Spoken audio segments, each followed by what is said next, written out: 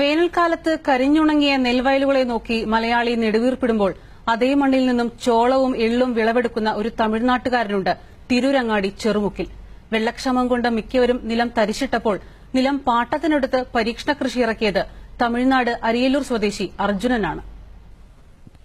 ചെറുമുക്ക് വെഞ്ചാലി പാടശേഖരത്തിൽ ഈ കാഴ്ച പതിവില്ലാത്തതാണ്. എള്ളും നിലക്കടലയും ചോളവുമൊക്കെ ഇവിടെ ഇതാദ്യമായാണ് വിളയുന്നത്. വെള്ളക്ഷാമം കാരണം ചുരുക്കം പേർ മാത്രമേ പാടശേഖരത്തിൽ കൃഷിയിറക്കിയുള്ളൂ. വിതച്ച നെല്ലൊക്കെ കരിയുകയും ചെയ്തു. ഈ സാഹചര്യത്തിലാണ് നിലക്കടലയും ചോളവും എള്ളുമൊക്കെ നിറഞ്ഞു വിളഞ്ഞിരിക്കുന്നത്. തമിഴ്നാടിന് സമാനമായ സാഹചര്യമുണ്ടായപ്പോൾ ഒരു പരീക്ഷണം പോലെ കൃഷി ചെയ്യുകയായിരുന്നുവെന്ന് അർജുനൻ പറയുന്നു. அது தண்ணி இல்லாத காரணத்தால தான் இது எள்ளு போட்டோம். தண்ணி இருந்ததுன்னா நடுவோம். தண்ணி இல்லாததால இதுக்கு தண்ணி தேவையில்ல, விரைச்சி கொடுத்தா போதும், அது ஓடியாந்துரும். இதுக்கு വളങ്ങളെല്ലാം ഒന്നും പോട്ട് കൊടുക്കല. വളം പോട്ടിരുന്നാ கொஞ்சம் நல்லா இருந்திருக்கும்.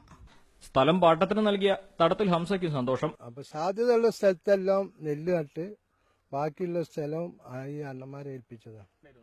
അവര് കൃഷി നടത്തിയില്ലേ ഇവിടെ കെടുക്കും. അവരെ സാമർഥ്യമാണ് ഇവിടെ കൃഷി ഉണ്ടാകുന്നത്.